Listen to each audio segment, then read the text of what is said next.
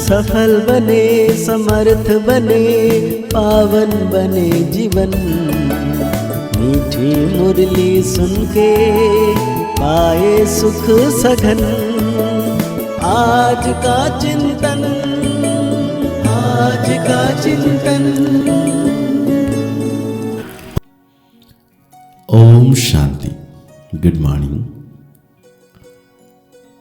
मीठा बाबा ज्ञान का सागर आज हम बच्चों को कह रहे हैं, आत्माभिमानी बनने की प्रैक्टिस करो तो विकारी ख्याल उड़ जाएंगे।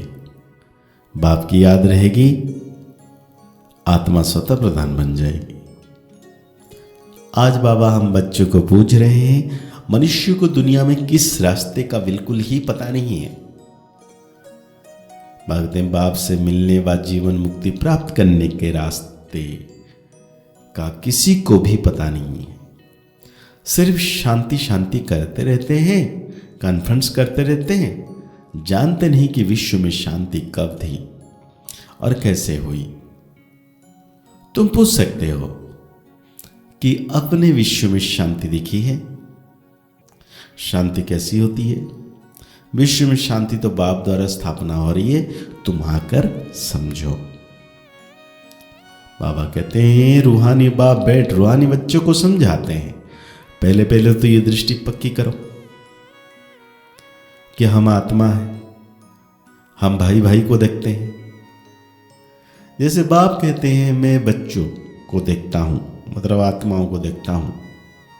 आत्मा ही शरीर की कर्मेंद्रिय द्वारा सुनती है, बोलती है। आत्मा का तख्त है भ्रुकुटी। तो बाप आत्माओं को देखते हैं, ये भाई भी अपने भाइयों को देखते हैं। तुमको भी भाइयों को देखना है। पहले ये दृष्टि पक्की चाहिए, फिर क्रिमिनल ख्यालात बंद हो जाएंगे। ये आदत पड़ जाएगी, आत्मा ही सुनती है, आत्मा ही चुरबुर करती है। ये दृष्टि पक्की होने से और ख्याल सब उड़ जाएंगे। मैं भी आत्मा, वो भी आत्मा।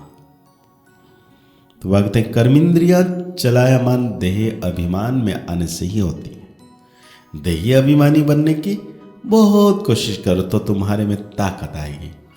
सर्वशक्तिमान बाप की ताकत से ही आत्मा स्वतः प्रधान बनती है, क्योंकि बाप तो है स्वतः प्रधान। तो पहले पहले ये दृष्टि पक्की हो, तब समझें कि हम आत्मा अभिमानी हैं। मनुष्य कहते हैं धरती के सितारे, बराबर हम आत्म सितारे हैं। यह शरीर मिला है कर्म करने के लिए। अब हम तमो प्रधान बने हैं, फिर हमको स्वतः प्रधान बनना है। बाप को आना भी पुरुषोत्तम संगम युग पर है। ऐसे कभी नहीं कहेंगे कि क्राइस्ट के शरीर में आते हैं, वो आते ही हैं रोजो प्रधान में। कोई बुद्ध व क्राइस्ट के तन में भगवान आए हैं, ये तो हो ना सके। वो आते ही हैं एक बार, और आते हैं पुरानी दुनिया में नई दुनिया स्थापना करने। तमो प्रधान दुनिया को बदल स्वतः प्रधान बनाने वो जरूर संगम पर आएंगे। और कोई समय पर वो आ ना सके, उनको आकर नई दुनिया स्थापना करनी है। उनको कहा जाता है हेवनली गॉडफादर। ड्रामा अनुसार संगम का भी नाम है।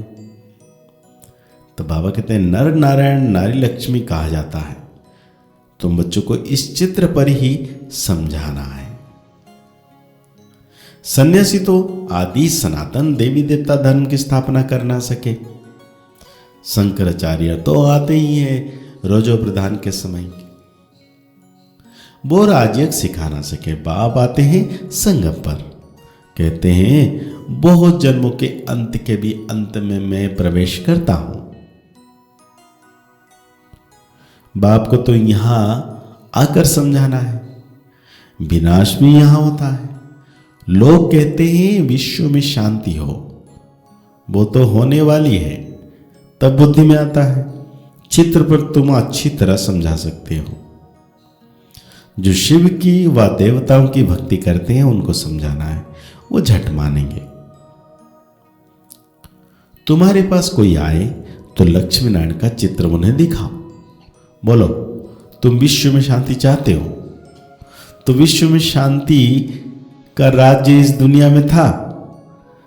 फलानी तारीख से फलानी तारीख तक सूर्यवंशी राजधानी में बहुत शांति थी, फिर 2 कला कम हो जाती है। इस चित्र पर ही सारा मदार है। अब तुम विश्व में शांति चाहते हो, कहां चलेंगे? घर को तो जानते ही नहीं है। हम आत्मा शांत स्वरूप है, मूल वतन में रहते हैं, वही शांति धाम है। वो इस दुनिया में नहीं है, उनको कहा जाता है निराकारी दुनिया। बाकी विश्व इसको कहा जाता है। विश्व में शांति नई दुनिया में होगी, विश्व के मालिक यहां बैठे हैं। कहते हैं गरीब इन बातों को अच्छी रीति समझते हैं।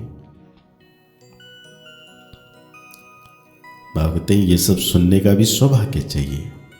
तुम पद्मा पदम भाग्यशाली बच्चे ही बाप से सुनने के हकदार हो। बाप बिगर कोई सुना ना सके। बाप तुम बच्चों को ही सुनाते हैं, यह है ही रावण राज्य, तो यहां शांति कैसे हो सकती? रावण राज्य में सब पतित हैं, पुकारते हैं कि हमको पावन बनाओ। पावन दुनिया तो इन लक्ष्मी नारायण की थी। राम राज्य और रावण राज्य में कितना फर्क है। सूर्यवंशी चंद्रवंशी फिर होते हैं रावणवंशी।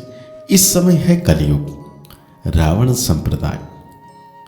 बड़े बड़े लोग भी एक दो को गुर्र गुर्र करते रहते हैं, बहुत अहंकार है कि मैं फलाना हूं। तो इस लक्ष्मी नारायण के चित्र पर समझाना बहुत सहज है। और भागते हैं ये जो तुम्हारे वेज है ना, बहुत काम कर सकते हैं, ये सबसे अच्छा है। पहले शिव बाबा के चित्र के सामने लाना चाहिए और फिर लक्ष्मी नारायण के चित्र के आगे। तुम शांति मांगते हो, वो कल्प कल्प बाप द्वारा ही स्थापना होती है। तुम इस चक्र को जान गए हो, पहले तुम भी तुच्छ बुद्धि थे। भागते भक्ति मार्ग में जहां मांगते आए लक्ष्मी नारायण को, उनको किसने बनाया? बाबा ने। तो भागते हैं तुम बच्चों ने पहले की हिस्ट्री तो सुनी है कि इन्होंने घर बार कैसे छोड़ा, रात रात में भागे, फिर इतने बच्चों को पाला। इसको कहा जाता है भट्टी। फिर भट्टी से नंबर 1 निकले, यह तो वंडर है। जो बाबा तुमको वंडरफुल स्वर्ग का मालिक बनाते हैं, गॉडफादर तुमको पढ़ाते हैं, कितना साधारण है। तो आज बाबा हम बच्चों को धारणाओं में कहते हैं, आत्मा को स्वतः प्रधान बनाने के लिए एक सर्वशक्तिमान बाप से ताकत लेनी है। देही अभिमानी बनने का पुरुषार्थ करो। हम आत्मा भाई भाई है, यह प्रैक्टिस निरंतर करते रहो। बाप और लक्ष्य मतलब लक्ष्मी नारायण के चित्र पर हर एक को विस्तार से समझाओ। बाकी बातों में टाइम वेस्ट मत करो। तो आज बाबा हम बच्चों को वरदान दे रहे हैं, धरनी नब्ज और समय को देख सत्य ज्ञान को प्रत्यक्ष करने वाले नॉलेजफुल भव। बाप का ही यह नया ज्ञान, सत्य ज्ञान, इस नए ज्ञान से ही नई दुनिया स्थापना होती है।